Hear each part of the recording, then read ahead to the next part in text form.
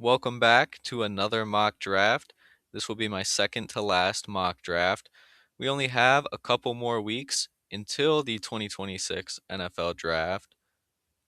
Free agency has come and gone. Lots of interesting things have happened since my last one, so let's get right into it.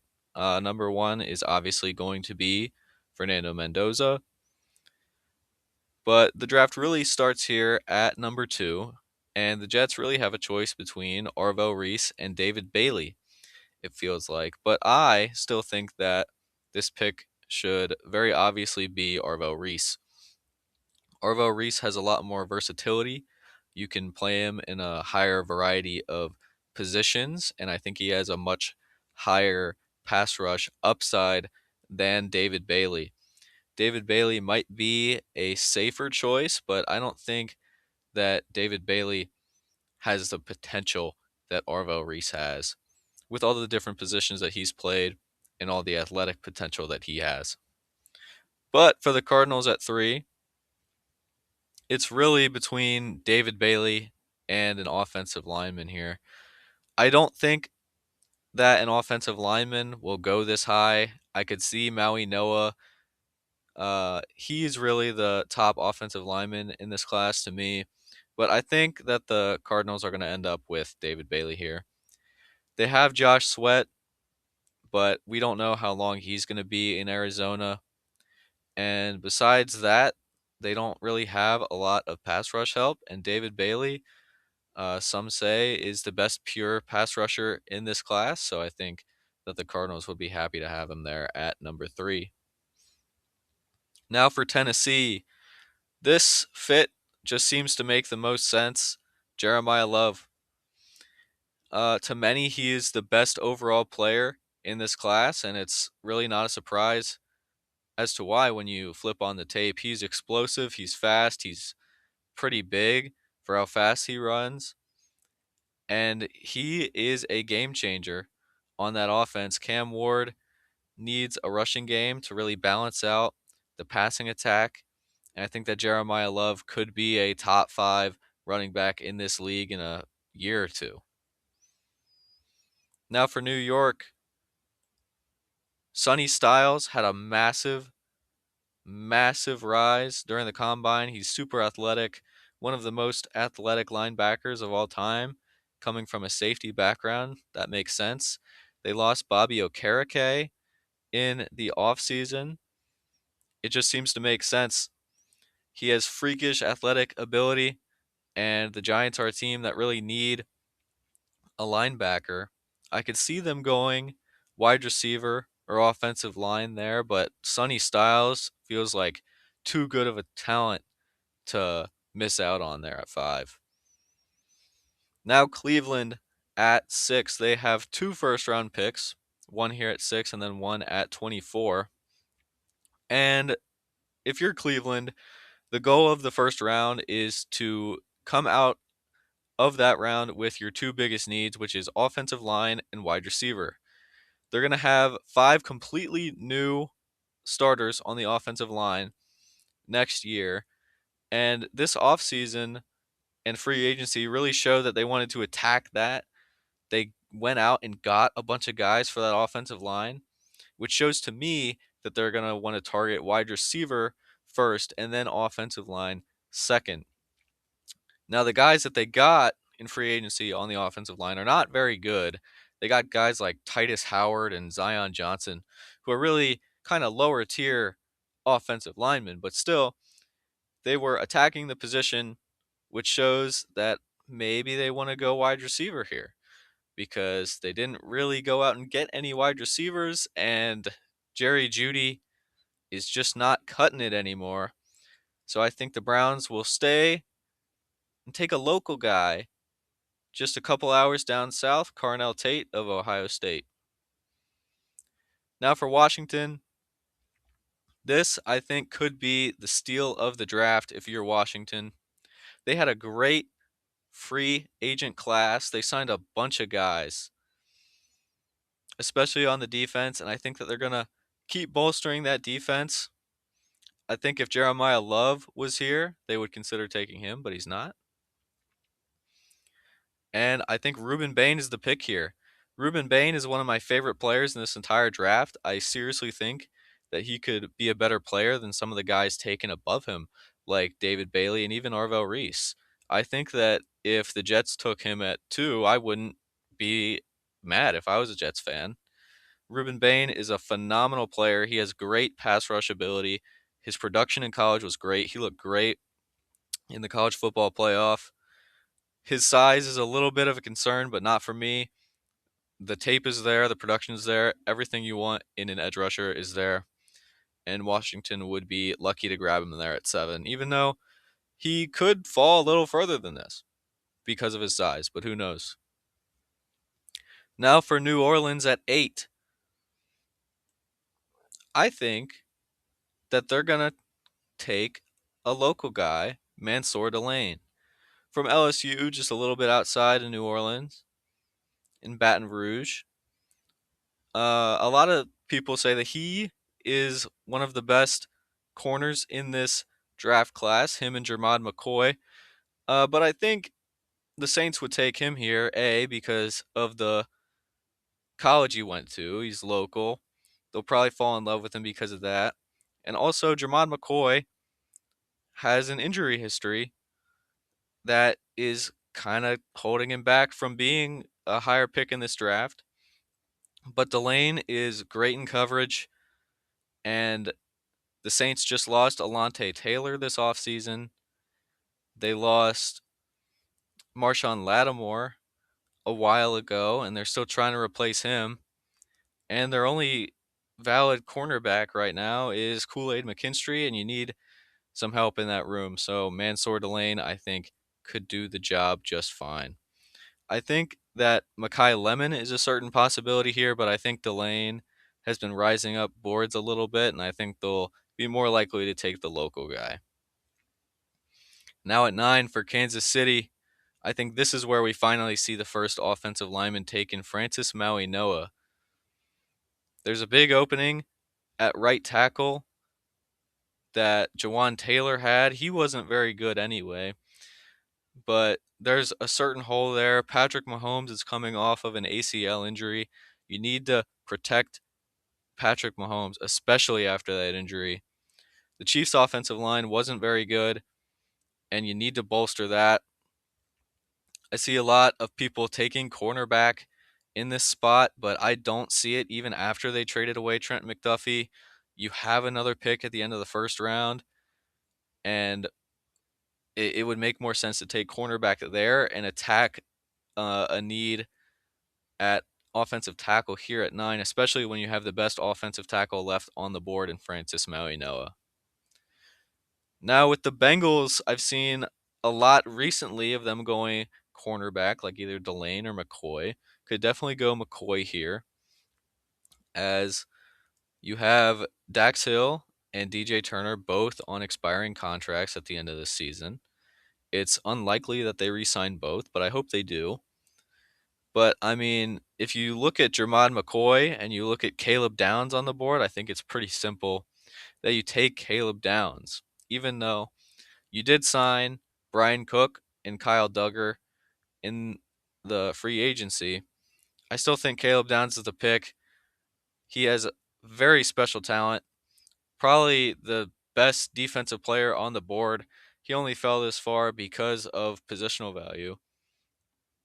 But Caleb Downs would be a phenomenal pick here, and I wouldn't take McCoy if I were the Bengals, just because Caleb Downs is just that special of a player.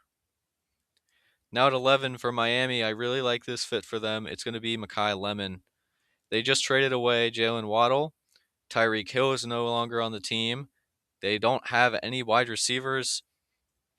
Offensive line could be the play here, perhaps Spencer Fano or Monroe Freeling. But I think wide receiver is the biggest need here. Malik Willis had weapons at Green Bay. He wouldn't have anyone to throw to if you don't take Makai Lemon here. I think it just makes the most sense to really build up a team that has holes at almost every position. Now at 12 for Dallas, I think this is where Jermod McCoy goes. It seems like they're really locked in on Delane, but I feel like Delane's going to go higher than 12. It's very possible that they trade up for Delane or maybe even higher to snag a guy like David Bailey. But if Jermon McCoy is still here at 12, I think that they would take him. I mentioned the injury history with him, which is why I don't have the Bengals or someone even higher taking McCoy.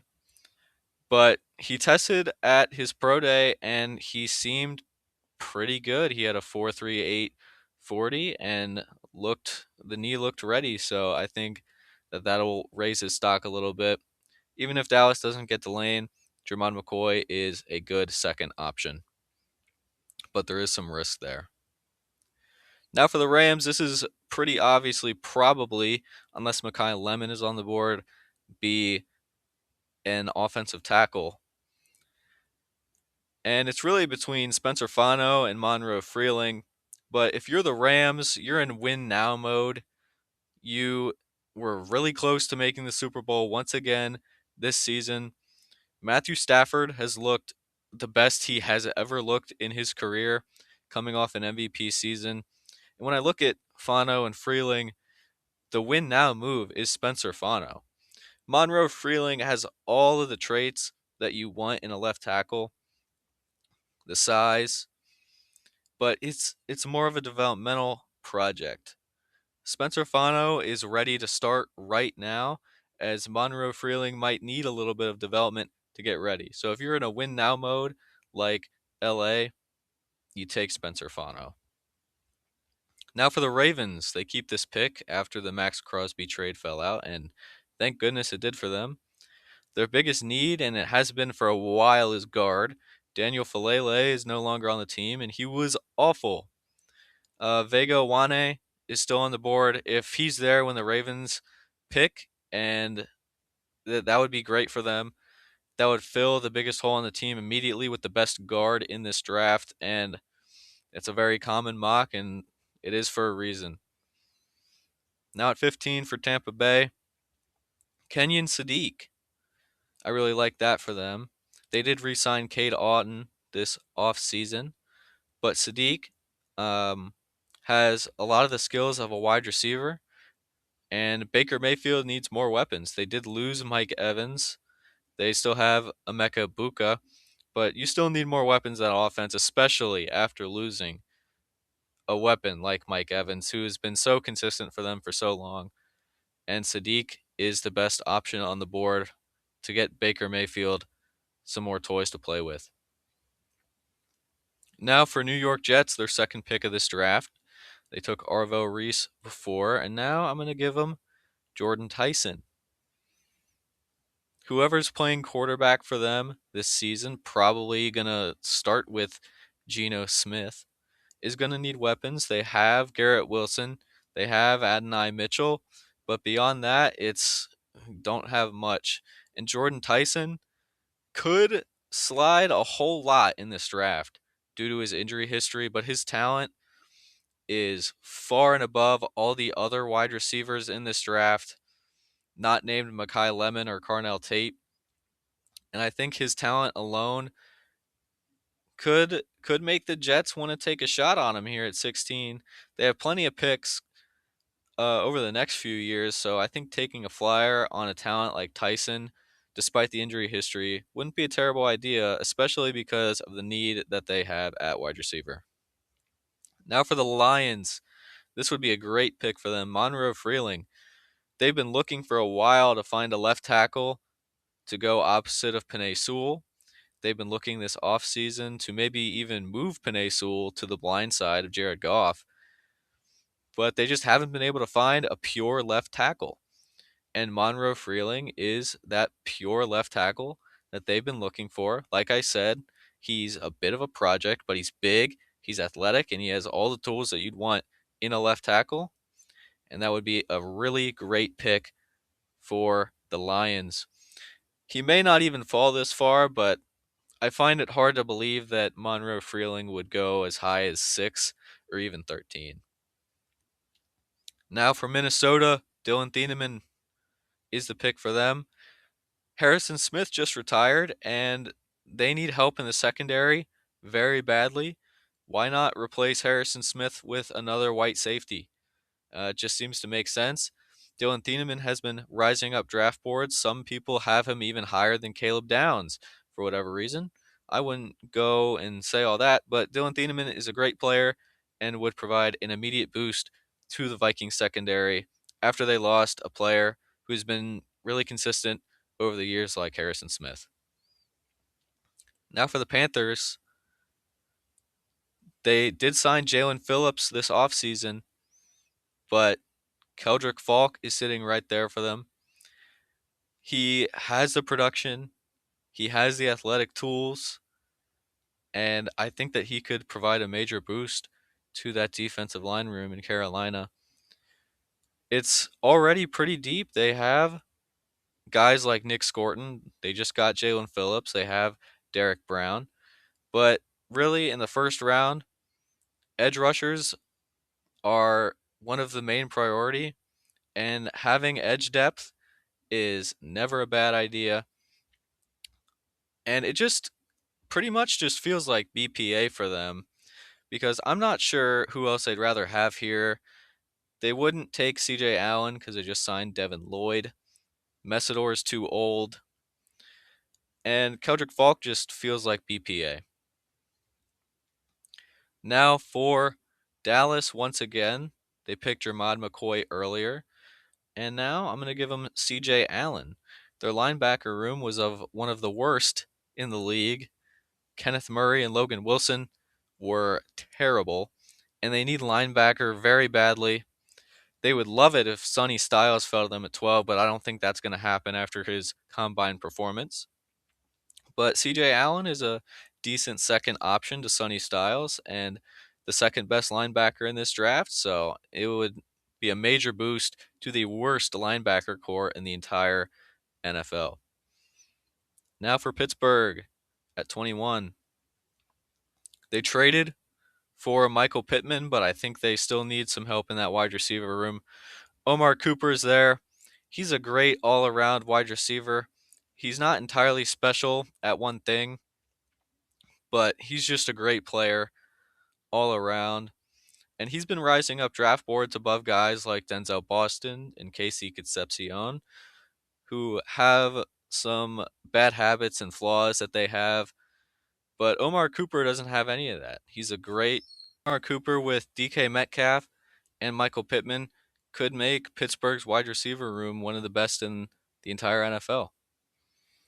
Now moving on to the Chargers here.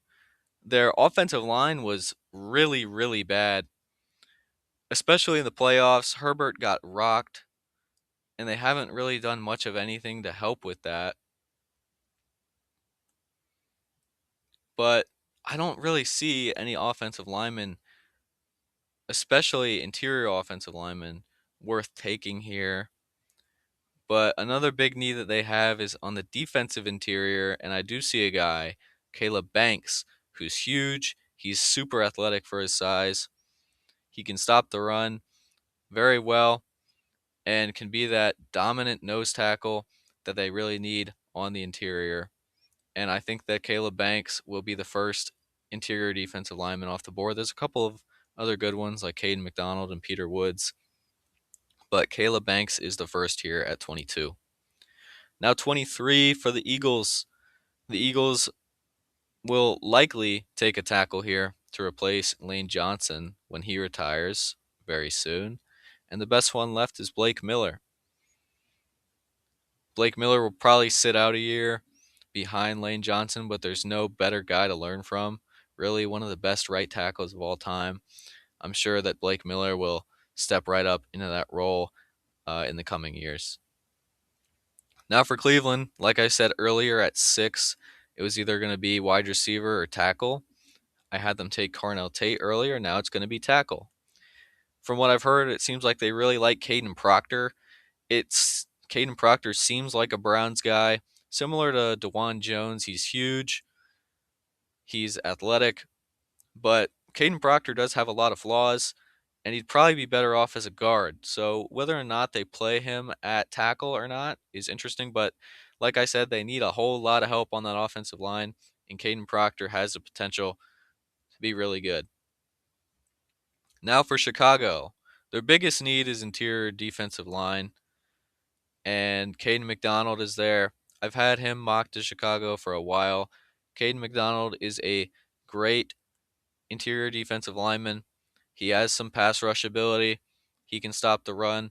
I think that the Bears would be happy to get him, Caleb Banks, or Peter Woods there, but I definitely think that interior defensive line is a top priority for them. Now for Buffalo. Their biggest need is guard, and looking at their depth chart, I'd have to agree.